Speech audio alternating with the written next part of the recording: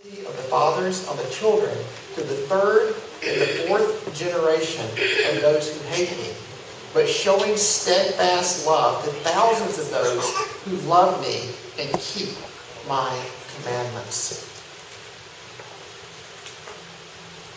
A few years ago, I worked with young people in Mississippi at a church.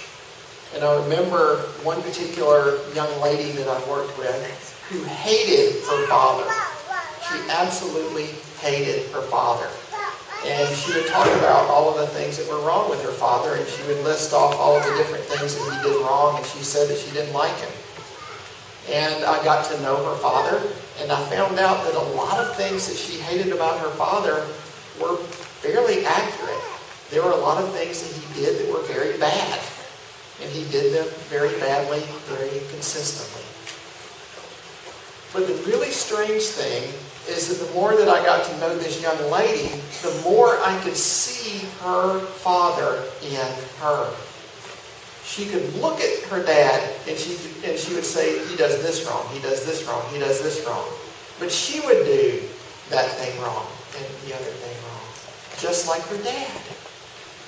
In America, we have a saying, the apple doesn't fall very far from the tree. And what it means is that children often act just like their parents act. And they will imitate the same wrong actions of their parents. And this girl was just like that. She knew precisely what her dad did that was wrong, but yet she did the same sorts of things all the time. Today we're going to be looking mostly at the end of verse 5 and verse 6 in Exodus chapter 20. And these verses contain a severe warning. If you are an idolater, then you will teach your children to be just like you.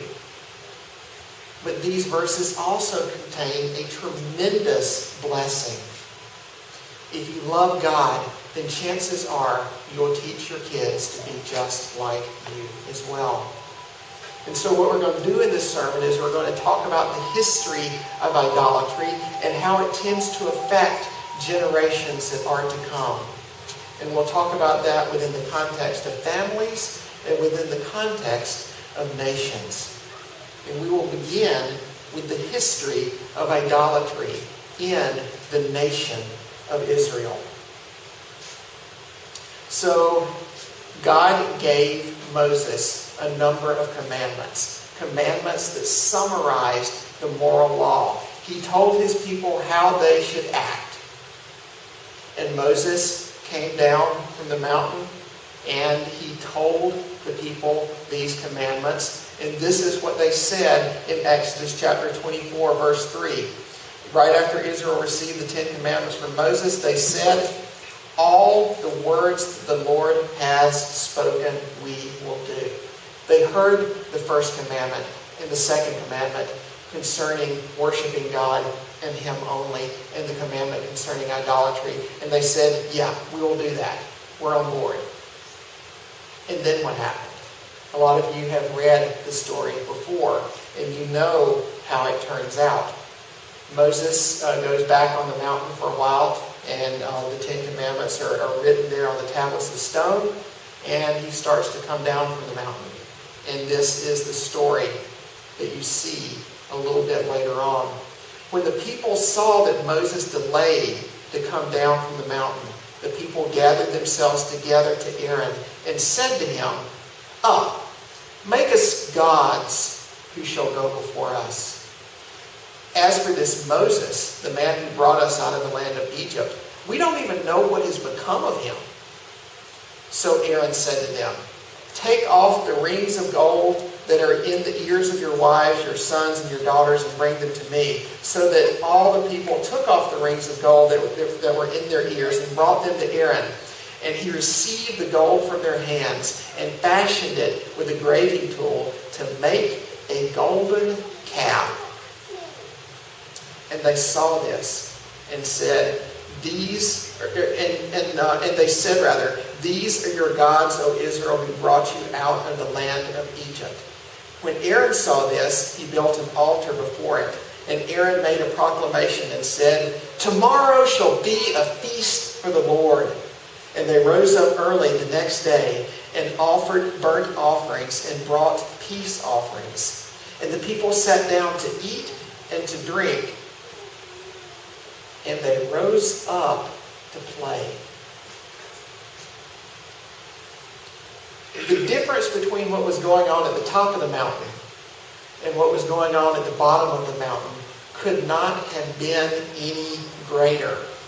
The people desired that their leaders make gods for them. It's the plural for God. They want more than one God. And when they did this, they were probably thinking about the place where they had come from, or perhaps they were thinking about the place where they would be going to. They were coming from Egypt, a place that had many, many gods. And one of the gods that was in Egypt was often, the idol that was made to show this god was the form of a cow. This god's name was Apis. Apis was a god who is said to be the god in Memphis, and when he was there he was named Ptah. But then he died and he was changed into an even more powerful god, and so upon his death he was given the new name Apis. He was the one who was considered to be the protector of everyone who had died, and he was closely linked to Pharaoh himself. He was shown in the form of a bull because that was said to the bull was thought to be a very powerful thing, and that was supposed to represent the king's courageous heart, the king who had great strength and virility and who had a fighting spirit. And so Apis was shown in the form of a bull. The place where they were going to also had a lot of gods, and one of these gods was often shown in the form of a bull. We've talked a little bit about Baal in the last few weeks. And Baal was the god of thunder. He was the one who was called the Lord of Heaven in the land of Canaan. And he was depicted as a bull because that was a symbol of power. And so that was a perfect thing to represent him. So when we think about where the people of Israel have come from and where they're going, it seems as though they have an idea that a powerful God should be represented as a bull, Ushi. And so they start to mix religions together. They have been given the proper religion from the one true God, but that doesn't seem to be quite enough for them.